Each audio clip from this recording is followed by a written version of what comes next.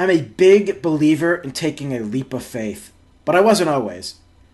Taking a leap of faith is taking a risk. You don't know what's going to happen when you take that plunge. Are you going to jump into the abyss? Are you going to see success? Is your life going to get better? What's going to happen when you do it? A lot of people want to play it safe. I was one of those people. I worked in this factory job, and I call it a factory. It really was a warehouse that I worked in, but a factory is what it sounds like. It's automated work. It's, repetition, assembly work, and that's what I did. I was doing electronic assembly work. And my first, month there was okay, but then eventually the place just took its toll on me, and I really hated the job. I hated it so much that it affected my life in bad ways. I gained weight. I looked terrible.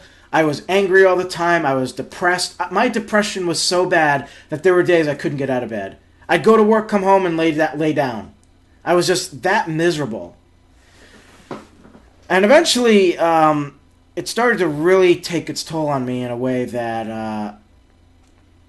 I had considered suicide. And I know what you're thinking. You're like, well, that's pretty stupid over a job. And that's what I thought too. I thought, it's just a stupid job. And I tried getting out of the job. I quit twice. And both times found a job replacement, and they didn't work out. They were worse. And I ended up going back. Why? Because it was the safe thing to do. Instead of being out of work, I knew I had a place to go. The job was near my house. I lived near it, so it wasn't a far drive. So I played it safe, and I went back. Going back there was like the worst. I hated it. But that job, I felt like I could never get out of there. And it was almost like in The Godfather 3 with Al Pacino. Every time I try to get out, they pull me back in. And that's exactly what it felt like. I could not get out of that job. It was like torture. And eventually I lost all hope. I lost faith. I lost believing in anything. I thought I was trapped forever. And that's what it felt like. Day after day, month after month, week after week, and I was still there. And I could never see the end. I could never see the light at the end of the tunnel. And it would drive me crazy. And I hated life so much, and I couldn't take it anymore. And I finally reached my breaking point. And I had to step back and go, okay, Mike, here's your choice. You can play it safe and stay at this job and eventually just end your life, because that's the only way out, is to end your life. Because you will be miserable forever, you will never get out of there, and life will suck. And the pay sucked as it was. There was no way I could get to that next level. No way I can go buy a house. No way I could buy a decent car. No way I can get to that next level. I was trapped. Or I could take a leap of faith. I could just say, the hell with it, leave the job behind, and go off to better things. And see what happens. Maybe things would be better on the other side. Who knows? But either way, no matter what happens, it's still better than this. It's still better being stuck there. It's still better than suicide. So I made the decision to quit. I wrote my resignation letter. But then it took me, let's see, 3 months. It took me 3 months to finally get enough balls and enough courage to finally do it. And one morning in February, on a cold, cold February morning, rode into work. It was dark. It was like 6 o'clock in the morning. I stuck in the building. Nobody saw me. Bosses got in a few hours late, so I made sure to sneak into their office quietly before anybody showed up.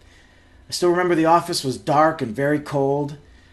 It was a brand new office too. The boss had just moved into it, so it was my first time in that office. And I walked up to his desk and I placed the resignation letter right there, right where he would see it when he'd walk in. And then I walked out and nobody saw me. I was like a phantom. Not one person saw me. Then when I got to my truck, one person coming in thought I was actually coming in for the day, and they say, "Hey, good morning, Mike." I'm like, "Morning."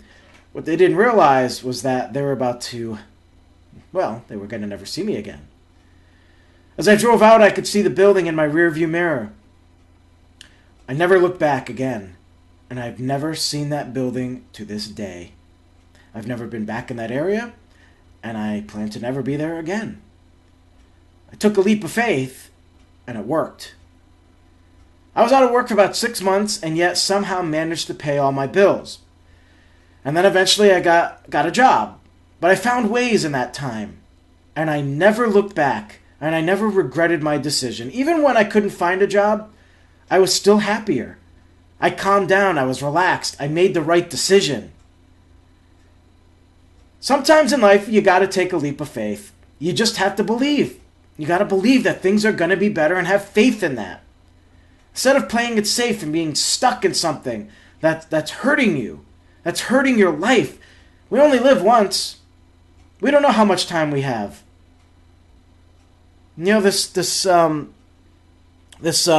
well-known girl, I think she's a journalist. She just died. She's 25 years old. She's a mother of 2. And just like that, her life is over. At 25 years old. And then we just lost Mickey Rooney. He was, 93 years old. He lived a long, long life. So we don't know. We just don't know when our time will come. So while we're here, why not try to be happy? Why not try to make the best out of it? Take a leap of faith. Don't stay where it's comfortable just because it's easy. If your life's not happy, if you're miserable and you're failing, then take a leap of faith. Thanks for watching, and I'll see you again. Hey, thanks for watching the video. Please be sure to subscribe by clicking here. And hey, while you're at it, visit my site here for lots of cool content and yes, some free stuff. Hey, who doesn't love free stuff? I don't. Shut up.